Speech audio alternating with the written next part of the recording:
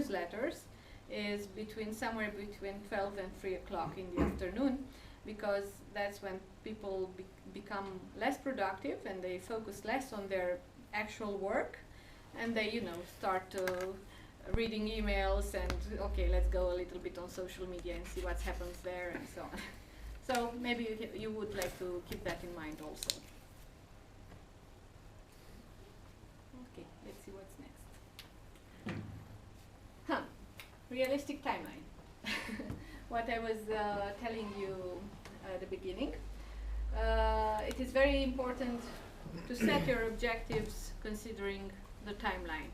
The timeline that you draw is the timeline that you actually try to create an impact in your community. And it will help you track and monitor your activity. And it will also keep you focused on pursuing and achieving your objectives that you set initially. If we are talking about co-working spaces, how would you describe a timeline? Anyone? To put goals. What would be your goals in 2 years' time, for example? In 2 years, to be alive. And how to survive in 2 years. How to survive on the market? No, not in the market. We have a different situation. Yeah, okay. It's a political one. Ah, okay. We know about that also. We have plenty of that. It's important to know more or less when you will reach your break-even point. Of course, that is one of the major milestones or objectives in timeline. Yes. But okay, so let's say you put here break-even point, but from here downwards, you have to think clearly. In order to break even, I have to have this amount of coworkers per month. I would need to invest this much money in advertising, or I don't know, or in administrating the buildings and so on. And all this actually break down into several goals and time frames. Okay. Now I would like to present you a little bit the instruments that I generally use for building up this strategy. So, for engaging the people within our community, or actually to convert people to join our community, we use, for example, MailChimp for newsletters, but not only for newsletters. We also send specific mail through this platform because it helps us, build it design it properly. We use the QR codes for registrations or for sending specific messages during the events or after, mostly for events we are using them. Or also in the hub. I mean, if you walk around here and you want to find out more about the ski season, maybe Matthias would post there a QR code with a simple message, who's coming for skiing, and you go scan it and you discover that it's going to be in January the World Cup or whatever in Basel. So that is something very helpful for the spaces from my point of view. It might also help you with more time with the induction when a new person comes to your co-working space, because you can add all these details and put them all around the space, the co-working space. We also use Typeform. Typeform is a platform that allows you to build questionnaires. I'm not sure about those words. Yeah.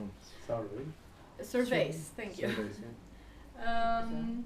And it also gives you all sorts of designs, very nice designs and so on. Canva is actually the tool I used to build up this presentation. It is very, very intuitive.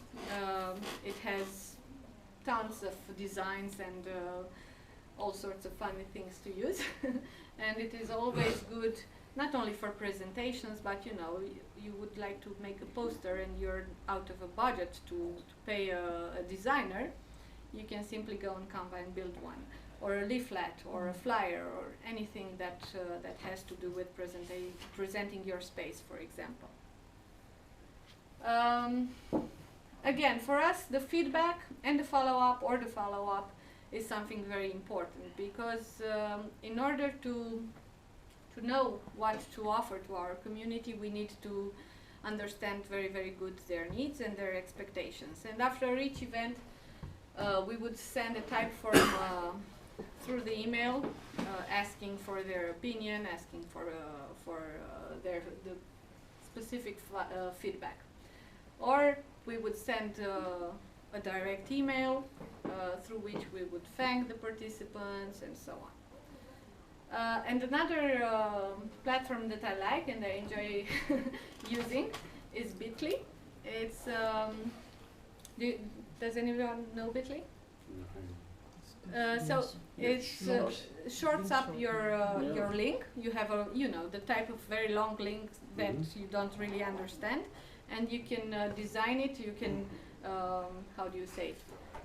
You can make it very, very short. For example, I would put here, instead of #TPP coworking Bansko 2019 whatever, I would put co Bansko, and anyone clicks on it. But the important part of it for me is that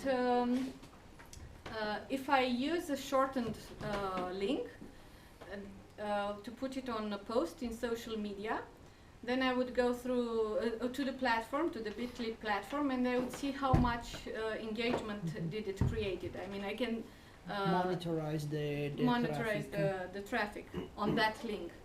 So if I want to promote an event, for example, I put a short link, I put a Bitly link, and I see how much people I might be interested of this event. And also, for any type of space or business, it is important to use some management tools.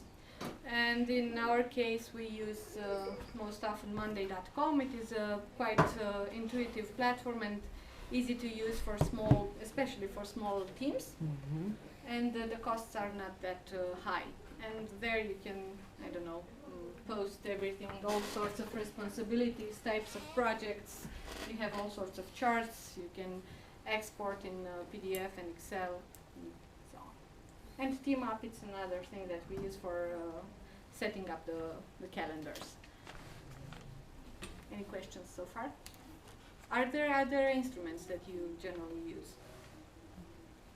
Trello is a good thing as well. Trello. Yeah, we used to use it. I think now we have too many. Not really popular anymore in our team. But you say Monday, it's like Trello? A bit more complex. In a good way. Yeah, I would say yeah. Trello is stuffed for me. I don't know. And Team Up? Team Up, it's basically a calendar, but something more complex than Google Calendar, because you can assign their the task and the deadlines. the tasks or the responsible people, and yeah. You can even link. more You can collaborative. also integrate with the Google Suite, and you can even link the documents according to the task itself.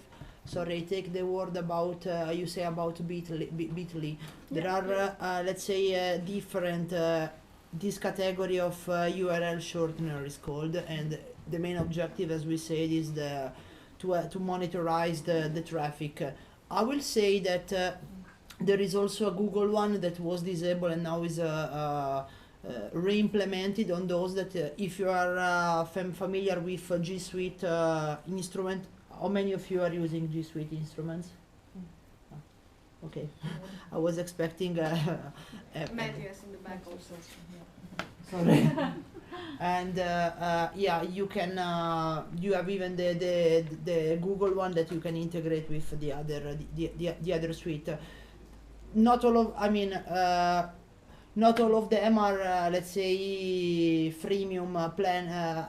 All of them have a freemium plan, but like some of them are kind of expensive, and yes, at the end of the month you consider that you have an investment on those instruments, but of course every software as a service has it.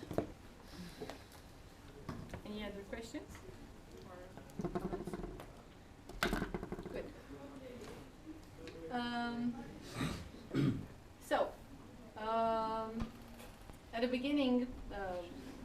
about a year ago, I was, my teammates were calling me the storyteller. Because sometimes they appreciated my content work, I don't know. I like to tell stories, and I suppose everybody likes stories. But what is important for a business is to create your own story and to promote it accordingly. I think the simplest connection to make between storytelling and advertising would be to use a blog.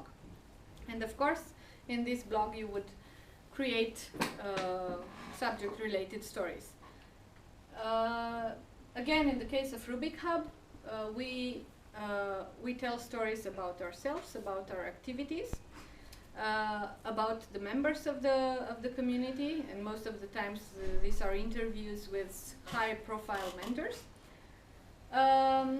But also, I think it is important to bring in contributors, because this creates a huge engagement.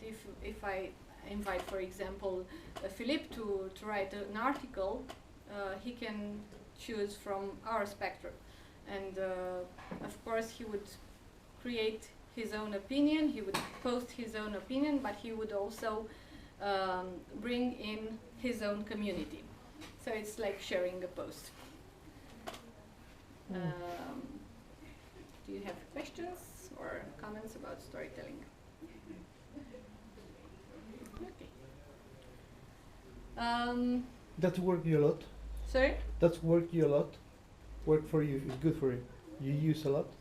Yes, I like storytelling. Exciting work and it I is. like writing, but I don't have enough time to do it. I mean, our activity is already quite complex, and we are thinking about getting another person in the team in order to be able to implement the digital marketing strategy, because there are too many responsibilities for one person. Mm-hmm. So yes, this is another thing that I wanted to tell you, that I believe it is very important to have a designated person to do all these things. In most of the cases with small businesses, it's the CEO who does it, or the manager. But once you start growing, it is out of your focus, and you maybe focus more on administrative tasks, or on growing the community through networking and through events. But someone needs to stay focused on constantly posting, constantly writing, and constantly keeping the community engaged. Yeah. Any other questions? I think that was it. Thank you.